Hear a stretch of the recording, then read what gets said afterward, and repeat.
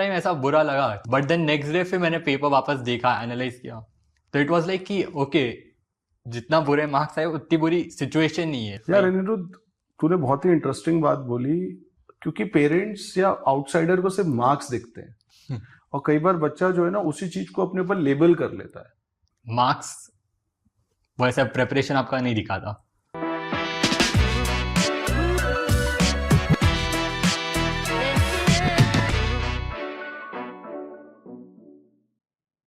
Today I'm very happy, excited and feeling proud because today we are with our one of ex-students, Anirudh Sara.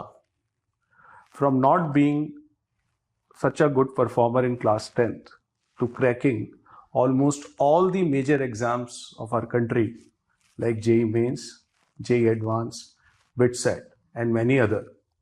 We are here to listen from Anirudh himself how he made it and how he was able to do it. Welcome Anirudh to this conversation. Thank you, sir. So Anirudh, for our viewers, you can tell like how your journey for JEE started, or in fact, was it the journey for JEE or something else? And you can say something about how you were doing in your class 10. So initially 10th हो गया था सबका, और majority students, मेरे class में 50 students थे, उसमें से 30 स्टूडेंट्स जेई और इसके लिए प्रिपेयर कर रहे थे। सो देन मेरा भी वही था कि जेई करते हैं, ऑल्दो एकदम 100% श्योर नहीं था कि इसी फील्ड में करना है, बट हाँ इंटरेस्ट था थोड़ा। और फिर मेरे डैड ने ये सजेस्ट किया था उस टाइम पे कि 10th के बाद बहुत सारे स्टूडेंट्स एम प्रकाश का टेस्ट देते हैं, मतलब वो एज अ स्कूल और ये कोचिंग दोनों है, तो वो टेस्ट भी मैंने दिया था। ऑल्दो मेरा वहाँ पे मैंने 2 बार टेस्ट दिया and I failed miserably, like 100 में से एक क्वेश्चन भी मेरे को नहीं आया था ढंग से। सो उसके बाद फिर मैंने ऑल्दो उस टाइम पे मेरे को लगता था कि इतना बुरी हालत भी नहीं है मेरी कि इतने बेकार मार्क्स आने चाहिए, और लाइक स्लाइटली अबव एवरेज, एकदम एवरेज स्लाइट। सो उसके बाद फिर मैंने बहुत सारे लाइक ऐसे कोचिंग क्लासेस वगैरह जो ऐसे ट्रायल क्लासेस रहते हैं सब अटेंड करके देखा, एंड देन फिर मैंने एडवेंचर आईटी फाइनलाइज किया। सो उसके बाद से मेरा जेई जर्नी स्टार्ट हुआ। सो इनिशियली मैंने लाइक बहुत स्ट्रगल किया, लाइक मेरे को टू बी ऑनेस्ट जम ही नहीं रहा था क्या करना है, क्या हो रहा है। लाइक ऑलमोस्ट मेरा पूरा 11th ऑनलाइन था एंड मैंने टू बी ऑनेस्ट बहुत कम पढ़ाई की थी। जब मेरा ऑफलाइन था, ऑफलाइन क्लासेस स्टार्ट हुई हमारी, तब मैंने बहुत ज़्यादा स्ट्रगल किया। So and over the time फिर वो ओवरकम भी किया, ऐसी बात नहीं है, and that's how my journey went. Initially तो जब मैंने ज्वाइन किया था तो मैंने ऑलमोस्ट सारे जो भी क्लासेस है मार्केट में सारे ट्राई करके देखे थे, हर एक का ट्राई लिया। So after that I decided to join adventure IIT. And दूसरे क्लास से मैं बात करता था, सो उनका ऑल्दो वो दे यूज्ड टू ब्रैग कि लाइक हमारा तो इतना सिलेबस हो गया, तुम्हारा तो भाई आधा भी नहीं हुआ इसका। So your friends used to brag about syllabus completion. हाँ, Okay. But at that time, उस टाइम पे थोड़ा ऐसा नर्वसनेस लगता था, बट ओवर द टाइम ये भी रियलाइज किया कि अगर 60% सिलेबस के साथ भी तुम लोग काफ़ी अच्छा कर सकते हो। So it's not about the syllabus completion. और like after at the end उनका वैसा था कि अब पहले का कुछ आ ही नहीं रहा। सो so they completed the syllabus in rush. हाँ, दे रश। सो वो एक एडवेंचर आईटी में वैसा नहीं था। Okay. लाइक हम लोग ने सिर्फ 11th सिर्फ मैकेनिक्स पे ध्यान दिए रहते, लाइक ऑलमोस्ट पूरा 11th खत्म हो गया And I think mechanics. you thanked me after that कि sir we did mechanics so nicely that it's helping us out. Right, right. Anirudh, as you mentioned about syllabus completion. So yes, syllabus completion is important. Today you are saying आज तो कह रहा है यार क्योंकि you are on the other side of the river, I would say. But that time we could sense the stress on your face because yaar those were the reference point. Right? So still you continued with the process. So what made you continue with the process and have faith in the ways like quality over quantity, that we are doing it slowly so that those concepts can be recalled when they are actually required. So एक चीज़ तो ये था कि like मेरे पहले के concepts मेरे को याद थे, सो मुझे उसके बारे में वरी नहीं करना था कि ओके पहले का भी रिवाइज करना है। प्लस उस टाइम पे रुपिंदर सर ने लाइक स्पेशली मुझे और मेरे डैड को बुला के काउंसलिंग ली थी कि इट्स ओके कि अगर पूरा भी सिलेबस कंप्लीट नहीं हुआ, अगर 70-80% भी कंप्लीट हो गया, that is more than enough to clear JEE, both mains and advance. Specially advance में तो 50%, 50 तो नहीं 60% पे भी आई गेस हो सकता है.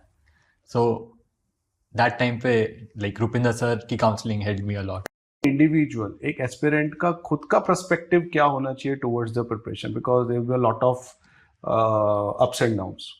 तो अभी तो you have told us one of the cases, ऐसा भी होगा कि क्लासेस का सपोर्ट भी था और फैमिली का सपोर्ट भी था और friends were also good, but still things didn't turn out as they were expected to be. तो from an individuals what is a good perspective for an individual when they are planning to come in here? उनका perspective होना चाहिए कि like how can I do better, like hard work मैं सीख रहा हूँ कि नहीं, डिसिप्लिन आ रहा है कि नहीं, कंसिस्टेंसी है कि नहीं, रादर देन कि ओके ये मार्क्स अच्छे नहीं आए. क्योंकि बहुत बार ऐसा होता है कि अच्छे मार्क्स नहीं आया, फिर इच्छा ही नहीं होती 2 दिन पढ़ने की, 2 दिन वेस्ट हो गए, फिर वापस 3 दिन पढ़ रहे हो, फिर वापस कम मार्क्स आएंगे. सो उससे अच्छा कम मार्क्स आए वापस पढ़ो एंड वैसे ही कंटिन्यू करो, तो उससे एटलीस्ट कंसिस्टेंसी मेंटेन रहेगा. तो एट द एंड अगर अच्छा रिजल्ट नहीं आ रहा तो भी वो डिसिप्लिन और कंसिस्टेंसी जो लॉन्ग द वे चलता है वो बहुत हेल्पफुल रहता है. बहुत सारी चीजें जो बोल रहे हो मुझे अपने प्रिपरेशन डेज की याद दिला रही है. So I remember one of the incidents where I scored very badly and I cried like anything on that day. But I think you are right कि you have to continue with what you started. So ये 4-5 months पहले, just before JEE mains 4-5 months पहले की बात थी. तो तब Rupinder sir ने ये जेई एडवांस का मॉक टेस्ट रखा था. अच्छा. एंड उसमें केमिस्ट्री का पेपर इतना हार्ड था कि लाइक मुझे उसमें एक्चुअली मैंने -1 स्कोर किया था. टाइम ऐसा बुरा लगा, बट देन नेक्स्ट डे फिर मैंने पेपर वापस देखा, एनालाइज किया, तो इट वाज लाइक कि ओके जितना बुरे मार्क्स आए उतनी बुरी सिचुएशन नहीं है. यार अनिरुद्ध, तूने बहुत ही इंटरेस्टिंग बात बोली, क्योंकि पेरेंट्स या आउटसाइडर को सिर्फ मार्क्स दिखते हैं और कई बार बच्चा जो है ना उसी चीज को अपने ऊपर लेबल कर लेता है. तो इस पे थोड़ा और बता यार. हाँ, सो वही कि आफ्टर एनालाइजिंग मैंने देखा कि 60 में से 5-6 मार्क्स तो मैं स्कोर कर ही सकता था. ऐसा नहीं कि क्वेश्चन सॉल्विंग एग्जाम में वो रहता है कि ओके आपके पास टाइम कंस्ट्रेंट है, थोड़ा प्रेशर रहता है कि इतने मार्क्स लाने, बट जब आप फ्री हो, लाइक आपका पेपर हो चुका है, उसके बाद देखते हो आपके पास बहुत टाइम है. सो होता है, ऐसी बात नहीं कि वो सॉल्व नहीं हो रहे क्वेश्चंस, बट आपको बस वो एक प्रेशर का यूज टू होना है. और वही कि मार्क्स वैसे प्रेपरेशन आपका नहीं दिखाता. So marks are just the starting point. ठीक है, वो एक स्टार्टिंग पॉइंट है. Whatever marks you are scoring either negative और positive, that is not the true condition. वो पूरी तरीके से आपकी प्रिपरेशन नहीं दिखाते. You have to analyse it and think about how you can improve it, right? But फिर वो एनालाइज वगैरह करना ही पड़ता है, वरना फिर वो आपका preparation is not that useful. And what kind of analysis you used to do? It was like कि पहले तो कि ये मार्क्स गए कहाँ पे हैं, जो क्वेश्चन हम लोग नहीं करते वही जनरली ऐसा रहता है कि उसमें प्रिपरेशन नहीं थी, वो कॉन्सेप्ट नहीं आता था. सो मेजॉरिटी आपके साथ वैसे ही होगा कि आप क्वेश्चन देखोगे, आपको आता होगा तो भी बहुत हाई चांसेस है कि आप गलती कर दोगे. तो 2 चीजें आपको यहाँ पे देखनी है कि आपके मार्क्स डायरेक्टली आपके लेवल ऑफ प्रिपरेशन से प्रोपोर्शनल नहीं है, पहली चीज. दूसरी चीज, जब भी आप कोई पेपर दे रहे हो, you please look for the avoidable mistakes, because अगर आप मिस्टेक्स को आप रोक पाओगे तो ऑब्वियसली आपका कॉन्फिडेंस जो है बूस्टअप होगा. जो बच्चे अभी 10th में हैं उनकी तरफ से क्वेश्चन मैं तुमसे पूछ रहा हूँ कि 10th तक मतलब एजुकेशन और schooling is quite different. 10th के बाद you choose to go for JEE. तो वो जो जेई कोचिंग के साथ एडजस्टमेंट है, राइट, कि वो जो स्केड्यूल का एडजस्टमेंट है, वो जो एटीट्यूड का एडजस्टमेंट है, can you tell us a bit about it कि तुम्हारे लिए वो ट्रांजिशन कैसा था? So initial phases of your preparation of 11th, how they went? Initially तो मैं 11th में तो हार्डली जेई का बहुत पढ़ता था, बट बहुत कम पढ़ता था. बट आई थिंक धीरे धीरे वो शिफ्ट करना चाहिए. कोई भी अगर स्टार्टिंग में पढ़ रहा है तो इनिशियली 3-4 घंटे ठीक है, बट ओवर द टाइम उसको 6-7 घंटे तक लेके जा सकता है, तो बिल्कुल लेके जाना चाहिए. It will help.